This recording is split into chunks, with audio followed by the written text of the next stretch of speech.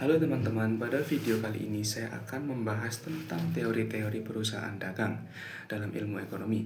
Sebelum membahas teorinya, kita perlu memahami terlebih dahulu apa itu perusahaan dagang. Perusahaan dagang adalah perusahaan yang kegiatan utamanya membeli barang dari produsen atau pemasok, kemudian menjualnya kembali pada konsumen tanpa mengubah bentuk barang tersebut. Jadi perusahaan dagang tidak memproduksi barang, melainkan hanya melakukan kegiatan jual beli untuk memperoleh keuntungan. Lalu bagaimana teori ekonomi menjelaskan perilaku perusahaan dagang?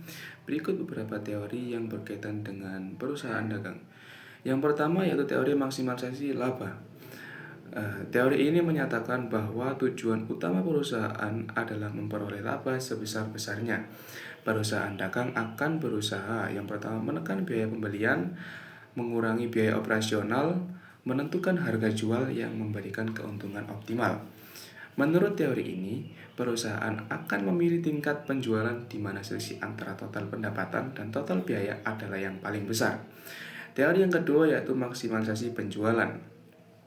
Teori ini dikemukakan oleh William Baumol. Menurut teori ini, tidak semua perusahaan hanya berfokus pada laba maksimum. Beberapa perusahaan justru lebih fokus pada peningkatan volume penjualan. Karena semakin tinggi penjualan, perusahaan semakin dikenal, pangsa pasar semakin besar, dan posisi perusahaan di pasar semakin kuat. Namun, tetap ada batasan bahwa perusahaan harus memperoleh laba minimum agar tetap bertahan. Teori yang ketiga yaitu teori kepuasan. Teori ini dikemukakan oleh Herbert Simon. Teori ini menyatakan bahwa perusahaan tidak selalu mencari laba maksimum, tetapi laba yang dianggap cukup atau memuaskan. Dalam praktiknya, perusahaan dagang sering menghadapi keterbatasan informasi dan ketidakpastian pasar.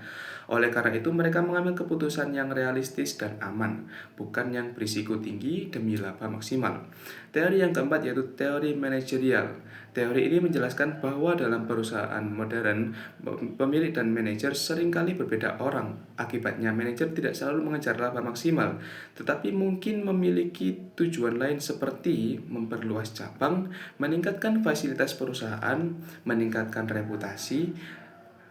Dalam perusahaan dagang besar seperti supermarket atau distributor besar, teori ini sangat relevan. Nah, dari berbagai teori tersebut dapat disimpulkan bahwa perusahaan dagang tidak selalu hanya berorientasi pada laba maksimum.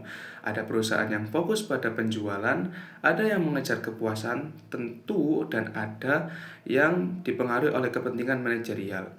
Dengan memahami teori-teori ini, kita bisa lebih mengerti bagaimana perusahaan dagang mengambil keputusan dalam menjalankan usahanya.